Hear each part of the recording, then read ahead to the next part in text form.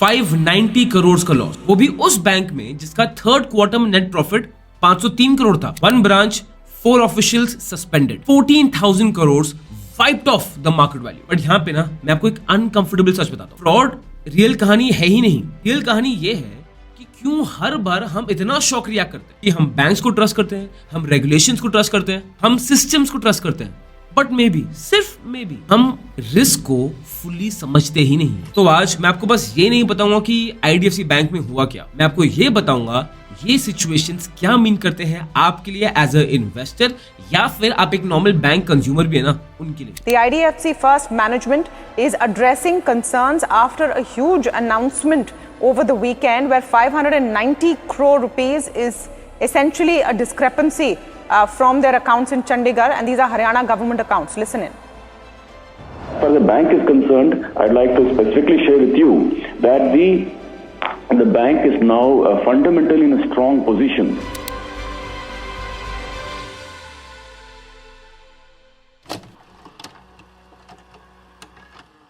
अब एग्जैक्टली हुआ क्या था? आईडीएफसी बैंक के चंडीगढ़ ब्रांच में अनऑथराइज्ड ट्रांजैक्शंस हुई in Haryana state government linked accounts, और ये इशू तब सामने आया जब उन्हीं एंटिटीज ने अपना अकाउंट क्लोज करना चाहा कि बैलेंसेस सर वही मैच नहीं किए, और फ्रॉड अमाउंट निकल के आया और 590 करोड़। बैंक ने 4 ऑफिशियल्स को सस्पेंड कर दिया, एक पुलिस कंप्लेंट फाइल कर दी, आरबीआई को इन्फॉर्म कर दिया, केपीएमजी को फॉरेंसिक ऑडिट के लिए हायर कर लिया, एंड बोर्ड लेवल पे इमरजेंसी मीटिंग्स को होल्ड किया गया। आरबीआई बोलता है देखो यार कोई सिस्टम वाइड रिस्क नहीं है, और आईडीएफसी की तरफ से जो स्टेटमेंट आया है कि ये सिर्फ एक ब्रांच का इशू है, एंड दैट टू एक ग्रुप ऑफ अकाउंट्स उन्हीं में इशू है। But this incident will not. This incident will pass through the P&L as and when it comes, and we will take it out. But I can tell you, this incident will not pass through our memory because this is a very significant event for us, and we will really just scan every nook and corner of the bank for any such any such process gaps, if any, or any employee collusion, fraud, etc. And we will make necessary amendments to contain this. From here on, we have done a discussion with our employees last night, across the country, and people have come across and said that they are holding fort very well. They're comfortable with the situation. Every one of them is proud about the fact that they're working with the bank, and the bank is dealing with all matters so clearly, ethically, decisively, and transparently. But इसमें ना थोड़ा deeper जाते हैं। बताऊं, ये वो चीज है जिसके बारे में इंटरनेट पे कोई बात ही नहीं कर रहा है। बैंकिंग सेक्टर में फ्रॉड्स, ये शॉकिंग नहीं होता, ये बहुत पॉसिबल होता है। एंड दुनिया के आप किसी भी बैंक को उठा लीजिए, सबको ये पता है कि somewhere someday something will definitely go wrong. Bank क्या करते हैं, वो एक्स्ट्रा कैपिटल रखते हैं, लेयर्स ऑफ अप्रूवल को बिल्ड करते हैं, चेक्स और बैलेंसेस को प्लेस में रखते हैं। बट रियलिटी ये आती है सर, ये जो सिस्टम्स है ना, ये सिस्टम तो अल्टीमेटली लोग चलाते हैं, एंड लोग कल्यूड कर सकते हैं।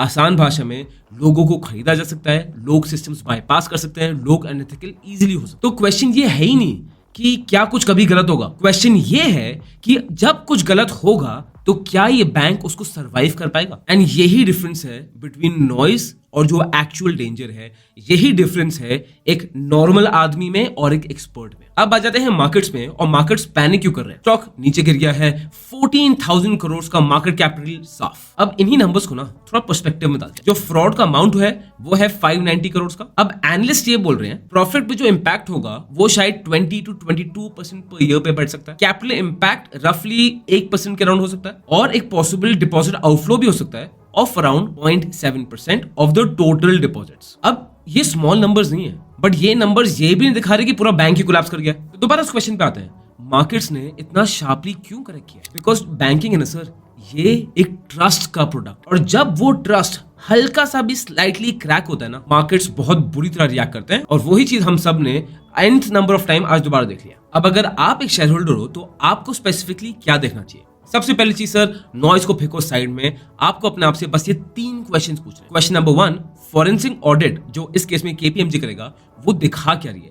क्या ये सिर्फ एक ब्रांच का इशू है या बहुत बड़ा इशू है? फिर आता है क्वेश्चन नंबर 2 कि बैंक कितना इसमें से पैसा रिकवर कर सकता है, या 590 करोड़ के लॉस को वो रिड्यूस कर पाए सिग्निफिकेंटली। एंड थर्ड क्वेश्चन, क्या ये सिस्टम्स को सीरियसली टाइटन अप कर रहे हैं या फिर बस प्रेस रिलीज स्टेटमेंट्स ही मारे जा रहे हैं। और आपको बस यही आंसर करना है, कोई पैनिक की जरूरत नहीं है, कोई रूमर्स पे बिलीव करने की जरूरत नहीं है, कोई मीडिया के पीछे पागलों की जरूरत नहीं है, बस ये 3 क्वेश्चन। और इस सिचुएशन से जो सबसे बड़ा लेसन आता है ना, आई वुड रियली वांट कि आप इस वीडियो को शेयर करें with as many people as possible, so that ये सबके दिमाग में क्लियरली बैठ जाए। ये पूरी सिचुएशन ये सिर्फ आईडीएफसी के बारे में नहीं है। फ्रॉड्स पब्लिक सेक्टर बैंक्स में होते आए हैं, एनबीएफसीज में होते आए हैं, दूसरे प्राइवेट सेक्टर बैंक्स में होते आए हैं, फिनटेक कंपनीज में होते आए हैं। तो इसका मतलब क्या है? क्या पूरा बैंकिंग सिस्टम ब्रोकन है? बिल्कुल भी नहीं। इसका सिंपल मतलब यह है कि सर रिस्क एग्जिस्ट करता है, और अगर आप उस सोच में हैं कि आपको एकदम जीरो रिस्क चाहिए तो sir don't invest in stock markets, क्योंकि अगर आप सिर्फ कैश भी रखेंगे ना सर, उसमें भी इन्फ्लेशन का रिस्क होता है, और रिस्क ना ये अवॉइडेबल है ही नहीं, रिस्क को मैनेज करना पड़ता है। और आप हिस्ट्री उठा के देख लीजिए, स्ट्रॉन्गेस्ट इंस्टीट्यूशंस वो नहीं है जहां पे कभी कुछ गलत ही नहीं होता है। स्ट्रॉन्गेस्ट इंस्टीट्यूशंस वो हैं जो ऐसे शॉक्स को अब्सॉर्ब कर पाए। तो सर अगर आप आईडीएफसी बैंक के कस्टमर हैं, इसका मतलब यही नहीं है कि आप अपना अकाउंट इमीडिएटली क्लोज करें और सारे पैसे विड्रॉ कर लें। इसका मतलब सिंपल है कि थोड़ा डाइवर्सिफाई कर लीजिए, don't put everything in just one bank. और अगर आप एक इन्वेस्टर हैं तो sir stop trying to chase और फाइंड परफेक्ट कंपनीज, उल्टा उन कंपनीज को ढूंढिए जो रेजिलिएंट हो। क्योंकि बैंकिंग इंडस्ट्री में ना अगर आप वर्ल्ड वाइड देखेंगे, यहाँ पे सर्वाइवल बहुत ज्यादा मैटर करता है, रादर देन कि हर क्वार्टर ही अच्छा जाता है। 590 करोड़ का जो फ्रॉड हुआ है ये बहुत सीरियस है, बट इसका मतलब ये नहीं है कि पूरा आईडीएफसी बैंक ही अंडर थ्रेट आ चुका है। बट अब इस बैंक का रियल टेस्ट शुरू होता है, जहां पे नेक्स्ट फ्यू क्वार्टर्स में हम देखेंगे पहली चीज, ऑडिटर्स रिवील क्या कर रहे हैं, मैनेजमेंट कितनी ज्यादा ट्रांसपेरेंट है, और कितनी क्विकली बैंक में कॉन्फिडेंस को रिस्टोर किया जाता है। ये जो फ्रॉड की हेडलाइंस आपको देखेंगे यूट्यूब चैनल्स पे, ये आपके दिमाग में ना सिर्फ एक फियर क्रिएट करेंगी। और डिसिप्लिन इन्वेस्टर्स फियर से नहीं चलते, वो एक प्रॉपर स्ट्रक्चर से आगे बढ़ते हैं। बिकॉज स्टॉक मार्केट्स में आपको एक सच बताऊं, बिकॉज मैं मार्केट्स में 2010 से हूं, और स्टॉक मार्केट्स का एक बहुत काला सच है, जो सबसे ज्यादा लाउड रिएक्शन होता है ना, वो जरूरी नहीं है कि सच हो। वीडियो यहां तक देख रहे हो, लाइक जरूर करना। We are hoping for 2000 likes, if you want help us out. And अगर आपको मैं गलत लगता हूं तो प्लीज कमेंट बॉक्स में बताइए, बिकॉज एक मुझे अच्छा अपॉर्चुनिटी देगा आपसे सीखने के लिए, और हम सब एक साथ ग्रो कर पाएंगे। This content is only for education purposes. We do not provide any buy or sell recommendations. Please do your own research before making an investment decision. All the companies mentioned in the content have no association with us until mentioned otherwise in the video itself.